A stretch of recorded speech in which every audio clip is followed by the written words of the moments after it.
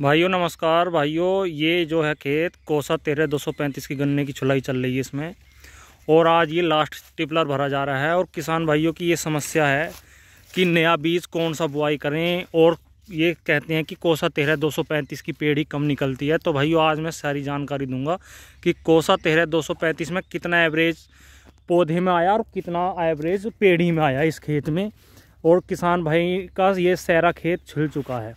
तो भाइयों इसमें जो है कोसा 13-235 जो पौधा गन्ना था, तो भाइयों उसका एवरेज लगभग 55 कुंटल बीघे का एवरेज आया था। छोटे बीघे में 55 कुंटल बीघे का।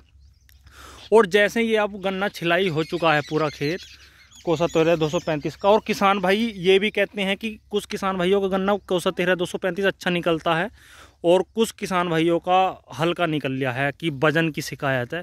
तो भाइयों पौधे गन्ने में तो वजन की शिकायत है नहीं कोसा 13-235 में। और जैसे ये कहते हैं कि नए बीज कौन सा बुआई करें और कम खर्चे का, तो भैया कम खर्चे का तो है 13-235। पौधे गन्ने में वाकई में अच्छा गन्ना निकलता है, लेकिन पेड़ी गन्ने में वाकई में समस्या है। इसमें पेड़ी गन्ना जो भाइयों वो जो है कम निकला है इस खेत में। इसमें लगभग इस टिपलर से पहले 1 एकड़ का खेत है भाइयों ये, और इसमें लगभग 250 कुंटल गन्ना निकल गया है और 20 कुंटल गन्ना 20-22 और है ये। तो लगभग छोटे बीघे में भाइयों 45 कुंटल बीघे का एवरेज इस खेत में आ जाएगा। 45 कुंटल का मतलब पौधे और पेड़ी में दोनों में 10 कुंटल का एवरेज है। पौधा गन्ना ज़्यादा निकला था और पेड़ी गन्ना इसमें कम निकल लिया है इतना। लेकिन हाँ एक समस्या ज़रूर है, कुछ किसान भाई ये कहेंगे कि हमारा अच्छा निकल लिया है 13-235 भी पेड़ी भी, तो भाइयों वो उनका ही बढ़िया निकल लिया है जिनके पास सिंपल विधि का गन्ना।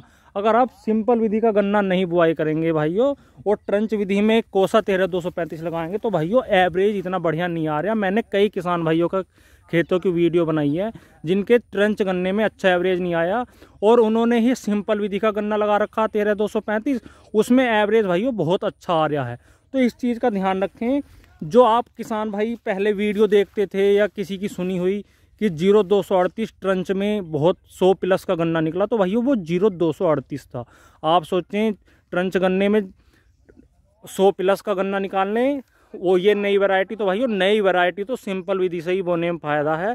अगर आप सोचें कि सिंपल विधि से गन्ने की बुआई करोगे और ट्रंच से नहीं करोगे तो भाइयों तो सही है, और आप ट्रंच विधि से करोगे तो भाइयों दिक्कत आ जाएगी, क्योंकि बहुत ज़्यादा इसमें गन्ने निकलने में समस्या है ट्रंच गन्ने में नई वैरायटियों में। हाँ कुछ वैरायटी ऐसी हैं जैसे PV95 वगैरह या VCF 517 वो अच्छा उत्पादन दे रही हैं ट्रंच में भी। लेकिन भाइयों 13-235 को तो मैं यही कहूँगा कि सिंपल विधि से बुआई करें। बहुत ही नॉर्मल लागत में ये गन्ना हो जाएगा। अगर आप सिंपल विधि से बुआई नहीं करने के तो भाइयों बहुत लॉस चला जाएगा। इसलिए ट्रंच विधि से 13-235 की गन्ने की बुआई ना करें। मैंने कई किसान भाइयों के से पूछ ली, सभी ये कह रहे हैं कि ट्रंच विधि से नुकसान है 13-235 में। लेकिन अगर आप सिंपल विधि से बुआई करोगे तो बहुत अच्छा उत्पादन 13-235 दे रहा है।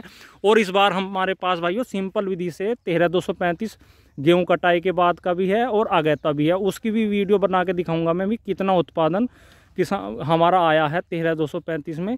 मैं अपना भी उत्पादन बताऊंगा कि सिंपल विधि से कितना उत्पादन आया। तो भाइयों जिनके पास 13-235 गन्ना है वो अपना कमेंट में करके बताएं कि उनका पेड़ी गन्ना कैसा उत्पादन दे रहा और पौधा गन्ने ने क्या उत्पादन दिया। एक चीज़ का फ़ायदा 13-235 में कि इसमें भाइयों वाकई में लागत कम है, दवाइयों की लागत। अगर आप सोचें कि खाद की लागत कम है, नहीं, खाद भाइयों आपको पूरा देना पड़ेगा।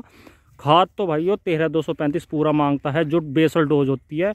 बस इसमें यह है कि जैसे और इंसेक्टिसाइड या फंगिसाइड उसकी मात्रा कम देनी पड़ती है, लेकिन आपको बेसल डोज तो भाइयों खाद की अच्छी देनी पड़ेगी तभी जाकर होगा। आप सोचें नॉर्मल लागत में 13-235 हो जाएगा, नहीं होने का बिल्कुल भी, ये बिल्कुल सूखी अफवाह है। अगर अच्छी ज़मीन में है तो हो जाएगा, लेकिन अगर भाइयों हल्की ज़मीन है तो बेसल डोज आपको खाद की अच्छी देनी पड़ेगी। इंसेक्टिसाइड में भाइयों नॉर्मल दवाई मांगता है, बिल्कुल नॉर्मल दवाई। बाद को आप बुआई से बाद अगर आप नहीं भी दोगे कोई इंसेक्टिसाइड फंगिसाइड तो कोई दिक्कत नहीं है, कोई रोग नहीं आएगा। लेकिन भाइयों खाद की डोज तुम्हें अच्छी देनी पड़ेगी, जब भी आपको गन्ने का उत्पादन अच्छा मिलेगा, वो भी सिंपल विधि से। मैं ट्रंच विधि से नहीं कह रहा। अगर किसी किसान भाई का ट्रंच विधि से अच्छा उत्पादन आ रहा है तो बहुत अच्छी बात है, लेकिन उन्होंने लागत भी अच्छी दी होगी।